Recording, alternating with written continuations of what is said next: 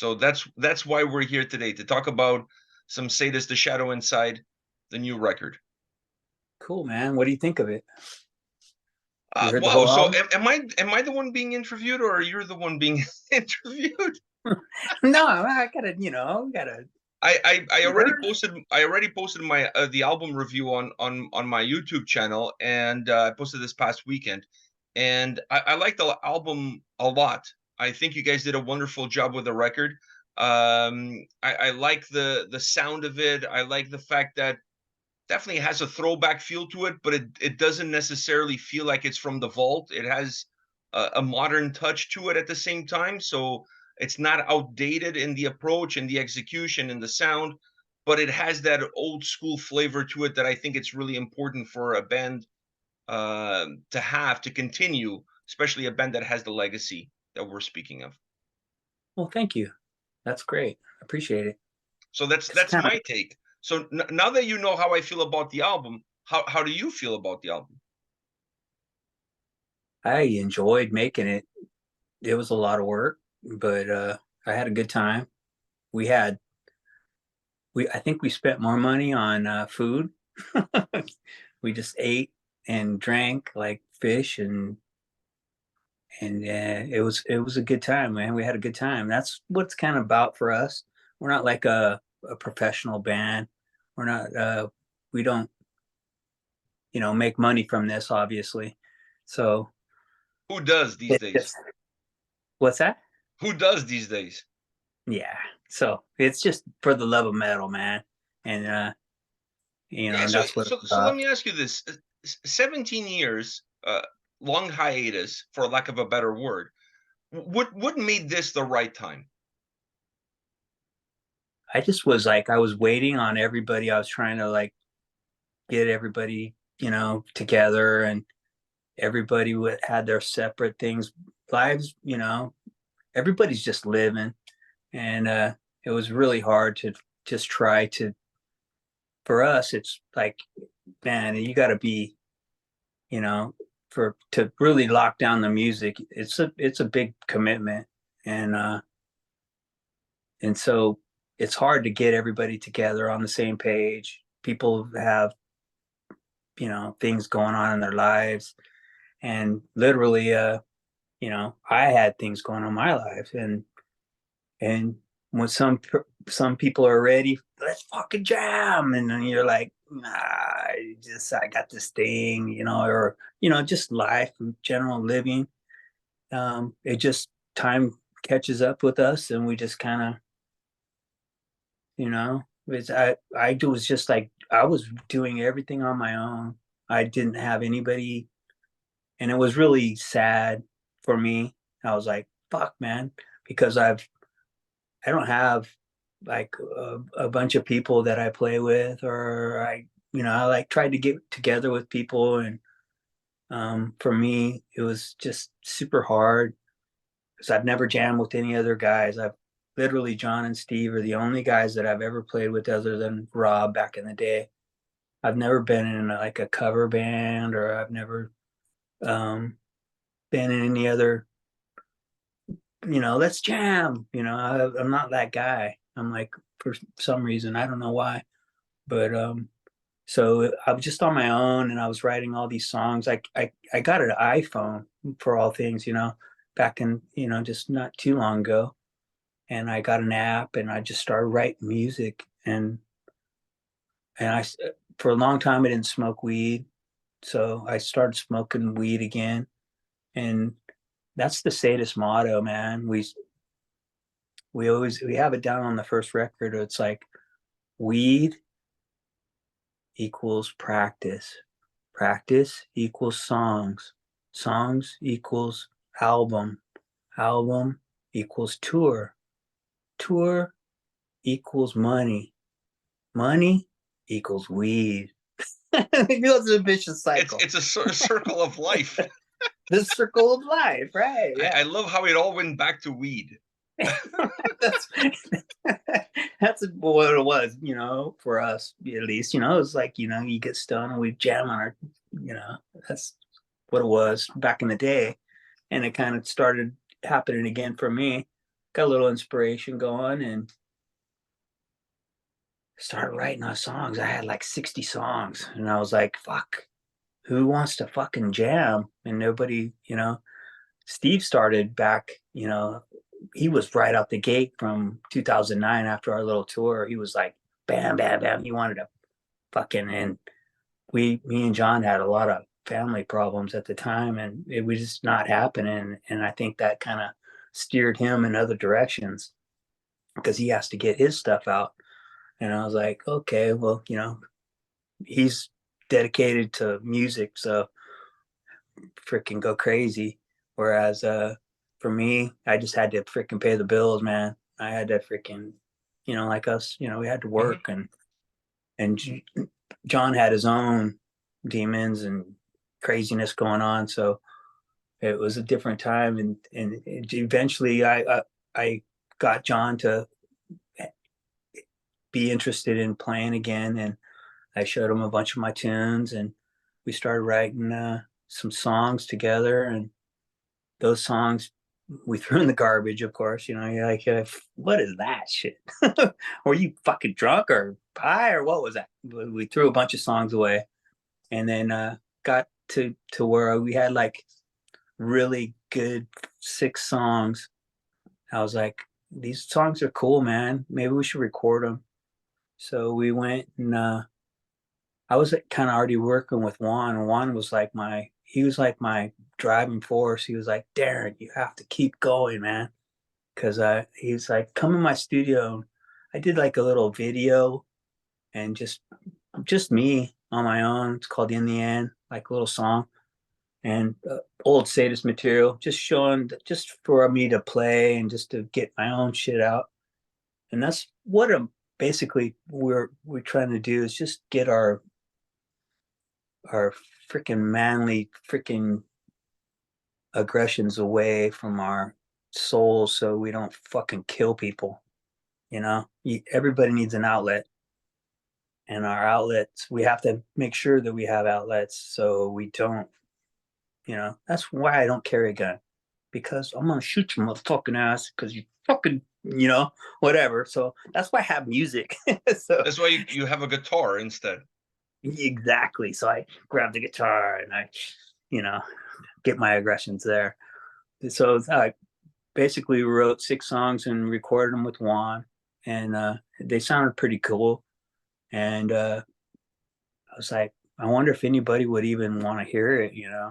So I started asking around. I was like to my friends and people. Monty Connor was one of them, and he was like, I was asking him, if you know anybody that would, if you want to hear some of my tunes or say it. No, we weren't calling it Sadus at the time. It was just me and John, and he was like, "Oh fuck yeah, I I know people," and I was like, "Cool."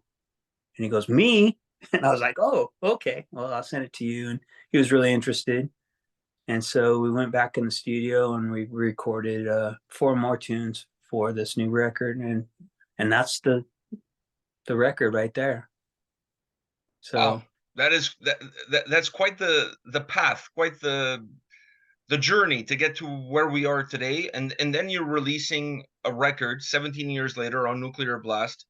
Um, did you think that even when you already had 6 songs, even before you did the other four, at any point in time, did you really believe in your heart that you know we're gonna come back, we're gonna release a record, this is happening?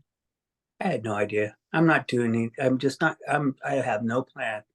I'm just freaking just going by the seat of my pants. And today I'm freaking hanging out with Pedro. Freaking, I don't know what I'm doing. I'm just having fun, man. I just want to make metal and freaking. If someone wants to freaking make it with me, man, let's fucking hook up. And that's kind of where I'm at in life, man. So I had no idea. I just want to. I knew that I needed to play some music and get some aggression out. I just wanted to get things going with myself, not a band or anything. And I asked a few people if they were interested in just hooking up and playing, and and everybody was busy, and it's just really tough. So because I work so hard like every day, like with commuting, and it's like a fucking. I figured it out the other day. It was like I get up at 3:11 when I used to go to sleep. I get home at like 4:30 or 5. I get like 3 hours of my life to devote to. Sorry, lost my screen. Devote to myself, literally life. If you want to eat and take a shower, okay, well, there's an hour. It's like, so it's not a lot of time for music, you know? So it's been hard.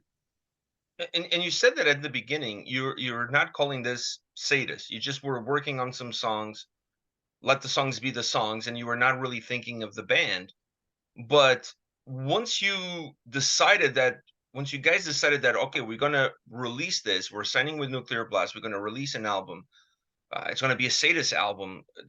Did that impact those songs? Like, did you guys have to go back and look at those songs and like, is this Sadus material? Does this fit within the discography of the band, or that never crossed your mind? Never even it. John, Steve, or we are sadists, and what I make or whatever I've done in the past and the same. It's always the same. I don't. I just try my best at the time, and I even tell like when me and John were like going in the studio to do those first 6 songs, he's like, "Dude, we're not ready." And I go, "We're ready for today. This is what is going to happen today, and you probably can play this fucking 10 times better tomorrow, but this is what it's going to be for today, and just get it done." And this is my best that I could do at this point in time for on this album. You know, I tried my best, and that's all you could do. And fucking, you know, you look back tomorrow and you'll be like, "Fuck, I wish I just fucking, would have Yeah. done So this now, different." so now when you look back, the record now is done. It's gonna be out in, November 17th. So you can't go This back now. Friday. Yeah, you can't change anything now. These are the dates. Everything is set in stone. So now when you look at the finished product, do you second guess yourself at any point in time, or are you totally satisfied with the end result? I'm satisfied for that point in time, but I know that I could have did better. So that's what it is. I didn't have on the last 4 songs that we did. I was sick. I didn't have my vocals the most. They're like the first 6 are I'm just fucking I'm in living it. And especially some of my leads, they suffered, you know. I was like, because I had so much to do. I was like, um, I was fucking doing it all. You know, you go in the studio, and it was different too because like I played to a click, and it was, I'm old school. Fucking, I want to play with John and the drums in the room and the thing, and I'm like sitting in a studio, and it's not like a practice pad, and you're kind of like it's a lot different nowadays. So I'm really old school. Back in the day, we would just rip it out, and you have you got to play to a click, and I played basically to a click. We established a click, played it a couple times, and I played my guitar rhythms with no drums. It was really weird. Some of the songs, it was like you don't have a whole lot of feeling, Feel. like what? Yeah, you want to fucking, I want to feel the you know. So it was a little different, but I'm It's funny that you say about your vocals, the first six songs versus the last four songs. Me personally, I think your vocals are dead on the whole album. I love it. I love the stretch that they have. I love the raspiness that they have. I love the delivery. It matches the intensity of the music perfectly. Like vocally, I don't feel, as a listener, I don't feel a drop at all. What I felt from the first six to the last four is that in the last four, maybe there's a little bit more of a technical aspect guitar wise that sneaks in a lot more than in the first six. The first six are more pedal to the metal aggression, like heavy pushing forward guitars, and then you start to add a few more details, a few more nuances. That's what I noticed. But vocally, I thought you were like as good in the first song as you were in the last. Thank you. Yeah, the very first song is one of the last four. So I was like, I just wasn't there in my mind, in my taste. I like to be dead on, and you know, I did my best for that day, and that's what I said. You know, I was like, that's all I could do. Hey, And we don't have no budgets. You know, there's no budget for this shit. We did it ourselves. We actually we're only licensing this through Nuclear Blast. We're signed to them through a licensing deal because we want to own our music because we fucking failed all that shit before, you know, with all the record labels. And so that was one of the conditions, you know, that we got signed, that we're just lending you this music. They don't fucking own that shit. So that's a big positive in our direction and the way of music. To own your art is huge. All that shit before, I have no, you know, people write me all the time, can I release this? Can I do this? Or I don't deal with Time Warner and Roadrunner and Mascot. They all own all that stuff. We sold it to them. So don't ask me for, I have no, you know, so, but this time I learned from the past. I'm, you know, almost fucking pushing 60. So no, not really, but I'm getting there. well, So you're a seasoned veteran. Let's put it that way. And I think that's one of the lessons that you can take in terms of how music is going into yeah, this that's it. music world now with this record, knowing what you knew from the past. How much has the music business changed in your eyes? I don't even, I fucking can't grasp the music business at all. That's why I have no clue. It's just all new. Monty tells me all, you know, you can't say that. And I'm like, what? You can't tell fucking people to, you know. So I, I have a problem with that. You know, I speak my opinion. And, you know, if you ask me, are you fat? I would say, yeah, you know, you look at, you gained a little weight. You know, I'm gonna tell you the truth, and that's just my age. I don't lie, you know. So like, if you want to tell me, you know, you want to ask me a question, I'm probably gonna tell you what you don't want to hear. So Honesty is a good thing. I mean, these days maybe not, but you me can't say personally, that shit no more. no. You So gotta. that's kind of changed. You know, you can't. Even old days, you tell you motherfucker. You know what the fuck? And that was me. So can't do that shit no more. So I'm You learning. gotta almost censor yourself to a certain degree. Oh, for sure, especially on these interviews. So I can't. We'll cut that last part out or whatever. You're you're you're doing fine. Like you have nothing to worry about. Cool. Thanks, When Pedro. do you have any expectations or are you hoping that this album will offer you something that will allow you to continue to make music, or you're gonna just make music going forward regardless? I'm just doing it myself. We signed for 3 albums, so I'm like already writing new tunes. This album's old already to me. Um, so I'm already writing new music, and um, I got my guitar right here. I'm figuring out all this fucking bullshit with the Logic Pro, going Logic Pro on this.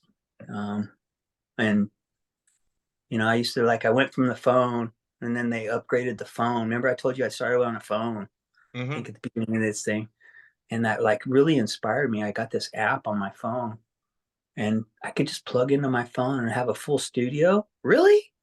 So that's what made me start writing music. And I was like, I could put my riffs down on the phone instantly. Freaking bam!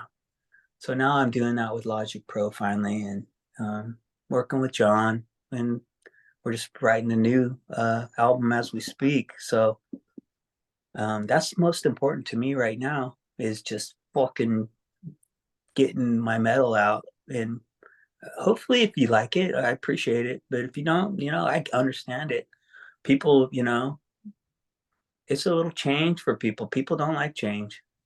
So I'm doing my best I can. I just want to make some fucking music, and I can't wait for everybody all the time. Yeah, and if you want to make some music, how important it is to make it with John? Like, is that as important as the music itself, or is it more important? Well, I just wanted to make my own thing, and John is a huge part of it. He makes it Sadus, and that's why it sounds like that, probably, because who knows, depending on the drummer, it could be totally different. But I've never known any different, so it's like, it's just brothers in metal. Just, I'm like, um, I don't know any different. So I'm like, I there was a great person, Eric. I can't say his last name, Eric Malmstrom, that I was trying to hook up with. He's a great death metal fucking shredder bass, fucking just one of those guys that you're just like, oh my god, the drummer is like, I mean, who would have known what I would have made? But then John came in the picture, and I was like, I just want to. I gave him all my songs, and I want to just see what more people make it is different. It makes it better. So it was just me today. It was hard to, or this time around. So it's hard to make something for yourself. You don't have to a person to bounce it off of, or anything. So I kind of just did my own, just until John came in, and then we bounced it off of each other, and came up with the shadow inside. The shadow inside, we got to go pretty quick. Is basically all my stuff that's inside me, kind of like what we were talking about.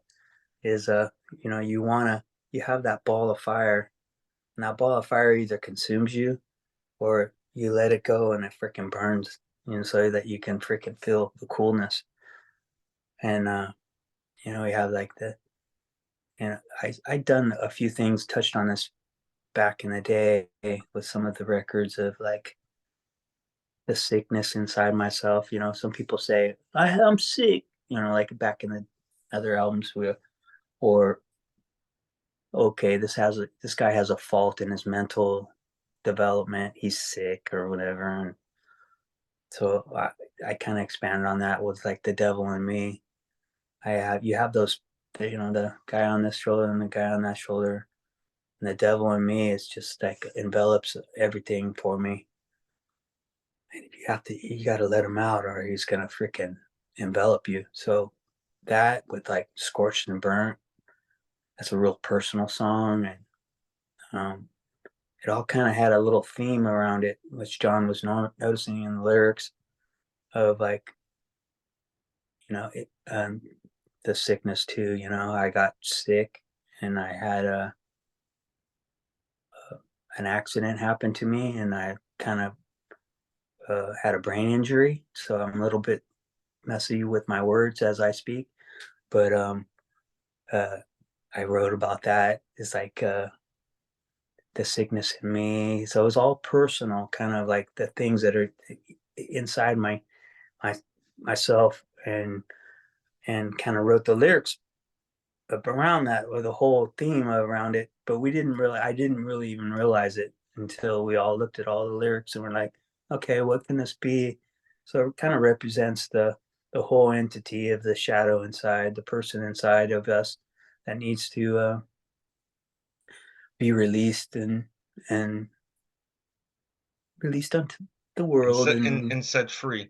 Now, in your and in set free. your So, one last question for you. In that circle of life that you painted out for me earlier, one of the elements of that circle was touring. Is that still going to be part of the picture for you going into 2024 with this record?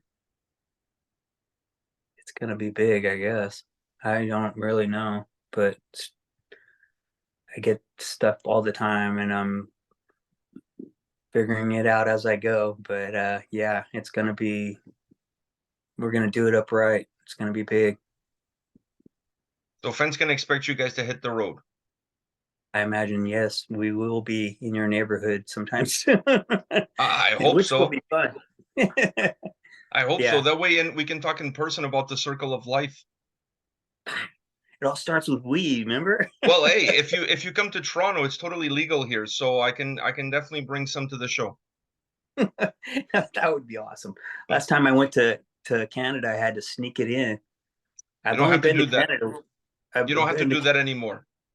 I've been to Canada just on the Sepultura tour, and we brought this big old freaking bag of ganj to Florida, and I mean, it was probably bigger, yeah. And back in the day, and we got our tour bus, and then when we came to Canada, they're like, "You can't fucking bring that shit in here, man.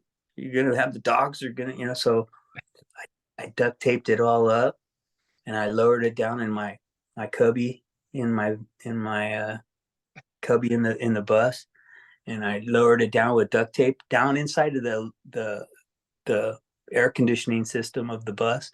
Lowered that bag down in there with duct tape, closed it up. We made it into Canada, and then Canada was off the hook with hash. Everybody had hash. Now we got to sneak the weed back into the United States. I'm like, what the fuck? I did the same thing. Nobody knew I was doing that though. That's one of the greatest touring stories I've ever heard in my life. That's amazing. But now you don't have to do that because you can buy it here. It's all over the place. I mean, they even have like Uber delivery for weed. Wow. So they have all sorts of shit here, mushrooms, all of that shit is legal. So if you come to Toronto, I'll hook you up. I'll bring some to the show, and we can talk in person about the circle of life. Thank you, Pedro, so much. I appreciate your interview. And hey, I man, I'm so appreciate you. I appreciate you taking the time to talk to me about Sadus, about the band, about the record, The Shadow Inside Out, November 17th on Nuclear Blast. Darren, thank you very much for your time, and I really appreciate it. enjoy, man. Spread the wealth of metal. Yeah.